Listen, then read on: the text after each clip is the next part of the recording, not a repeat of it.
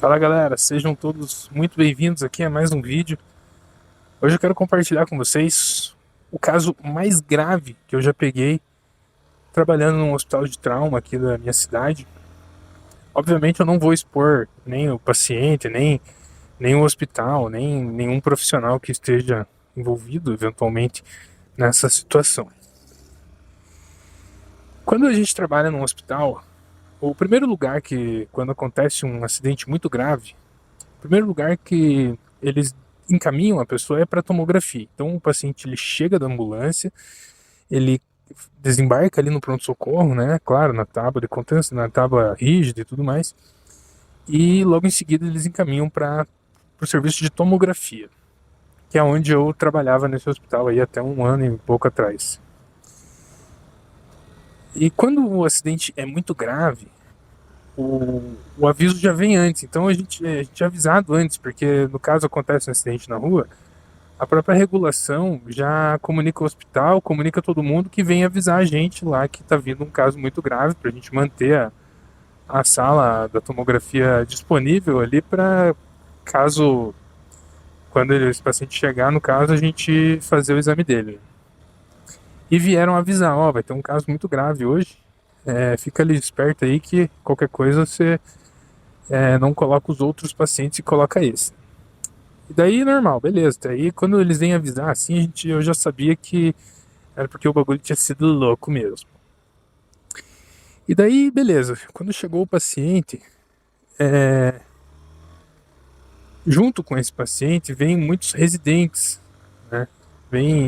Residente é médico que já tá formado, só que ele ainda não tem uma especialização, né? E eles fazem residência justamente ali no hospital para poder aprender alguma coisa nova e seguir uma especialização, né? E quando veio o paciente todo entubado, cheio de fio, cheio de droga também, de bomba, pitando, monitorado, tudo que você pode imaginar de um paciente mais grave que existe, esse paciente tinha. E junto com esse paciente veio uma galera, um monte de residente, veio o médico titular também, um enfermeiro, técnico de enfermagem, assim, um negócio absurdo. Pra vocês terem uma ideia, esse paciente, ele tava, eu me lembro bem, foi numa sexta-feira à noite, mais ou menos umas 11h30 da noite. A informação é que ele estava voltando da faculdade, daí alguém furou a preferencial e o ônibus pegou ele. Só que o problema disso é que o ônibus passou por cima da pelve dele. E quem é da área da saúde aí, já coloca aqui nos comentários, se já viu esse tipo de trauma, sabe que esse tipo de trauma é um tipo de trauma mais grave que existe. Porque essas fraturas de pelve, assim, geralmente a gente tem. Eles acabam sangrando pro lado de dentro. Então a pessoa fica sangrando muito, começa a ter um sangramento intra-abdominal. E daí o coração, o sistema circulatório continua funcionando para manter, né, o corpo vivo ali, né? E daí começa a sangrar para dentro da barriga e geralmente esse tipo de trauma assim, muito grave igual esse que eu vou relatar aqui para vocês, ele nem chega aí pro hospital, porque geralmente é morte instantânea mesmo, né? Mas esse por algum motivo ele não tinha, ele chegou aí pro hospital e tudo, né?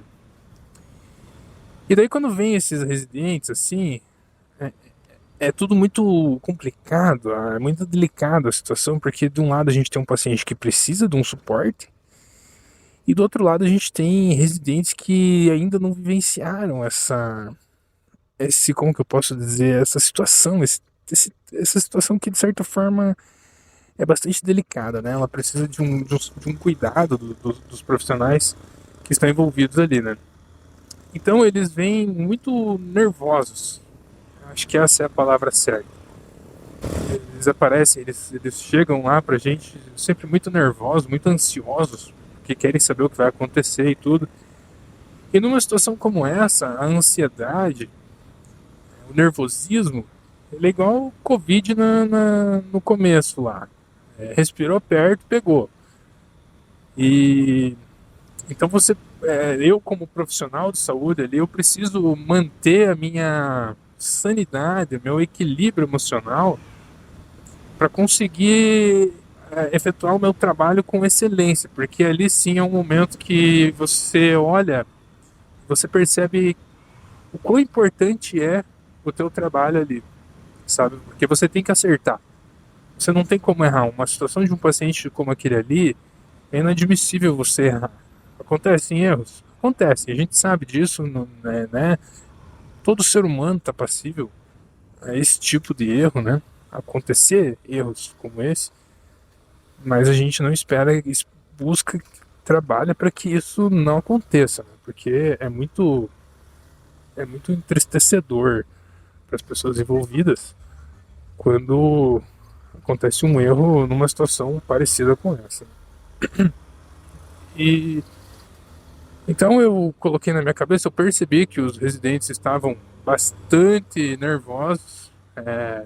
A gente, de certa forma, mesmo com experiência ali, a gente também acaba ficando afetado com esse nervosismo, porque é complicada a situação como um todo. Eu me lembro daquele rapaz, ele tinha 23 anos, e ele, a hora que eu fiz o scout, o scout, só para contextualizar para vocês, é como se fosse um raio-x que a gente faz na tomografia para poder ter lugares de referência de onde a gente vai fazer o exame.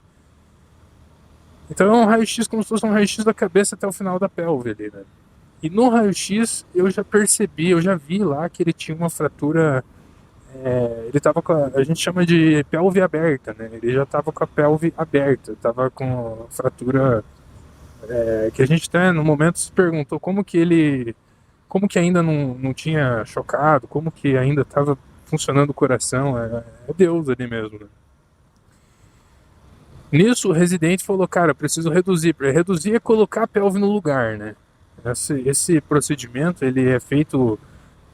O ideal seria ter sido feito esse procedimento lá no local do acidente, né? Mas eu acho que o médico que, por alguma razão, o médico que atendeu, ele preferiu não fazer esse procedimento aí de redução lá no local, sabe?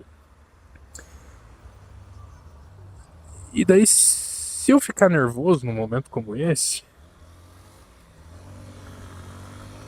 aí eu já não consigo conectar a bomba do contraste direito, já não consigo,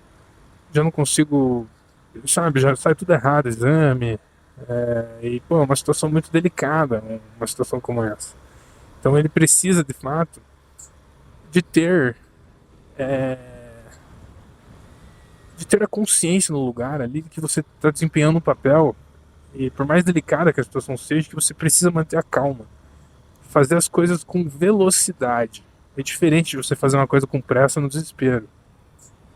E ali eu tive um aprendizado que me marcou. Esse paciente especificamente, infelizmente, ele entrou em estado de óbito, né? Depois de tudo isso, para você ter uma ideia, a gente faz a injeção do contraste. O contraste, ele num primeiro momento, ele está nas vias arteriais do sistema circulatório. Posteriormente, ele vai para a parte venosa, né? Que é a fase portal que a gente chama. E depois ele vai ser excretado pelos rins. Isso em questão de 3 minutos, tá, galera?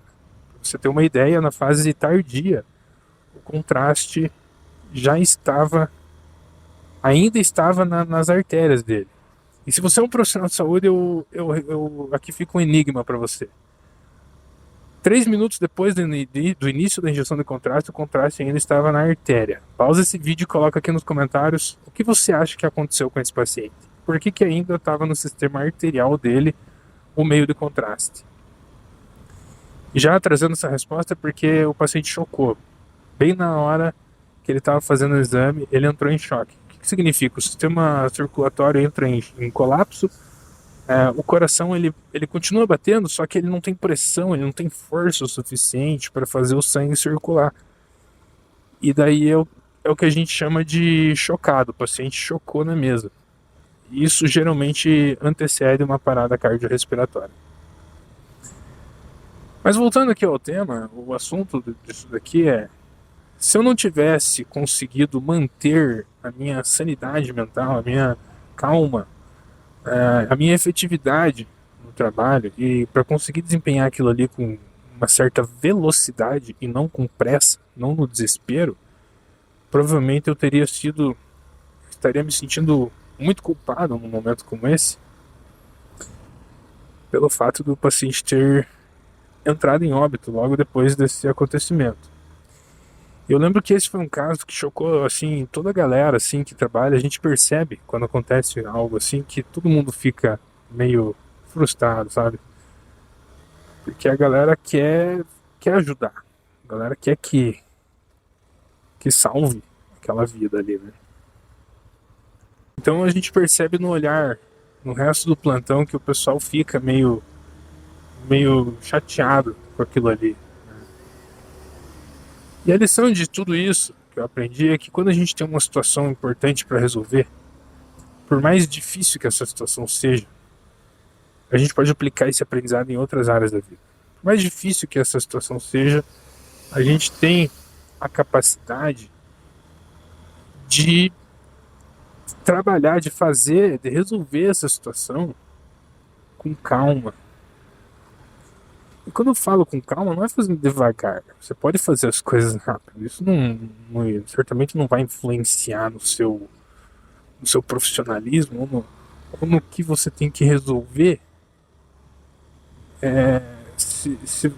Mas o que importa é você saber fazer as coisas e você aplicar a técnica exatamente da forma que você aprendeu a fazer, com a experiência. Que eu acho que também é lógico que uma situação como essa, apenas a experiência é capaz de trazer tanta calma num momento como esse. E é engraçado porque eu tenho um efeito contrário nesses casos, assim. Enquanto a galera chega tudo, vamos, tem que não sei o que. Eu vou lá, eu pego o negócio do contraste, eu troco, eu encho a bomba, eu conecto o extensor, eu conecto, testo o contraste, vejo se a máquina tá tudo certo, posiciono.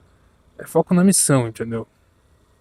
Então, quando eu falo isso pra vocês, que o aprendizado é esse, sempre pense no que você tem que fazer.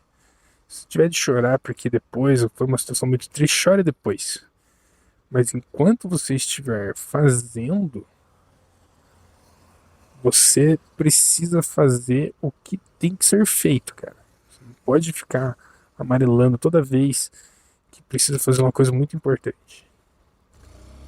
E a lição é justamente essa, porque às vezes a gente entra num estado excitado em situações como essa e a gente acaba perdendo oportunidade de desempenhar um papel de excelência, seja nos nossos relacionamentos, seja nos nossos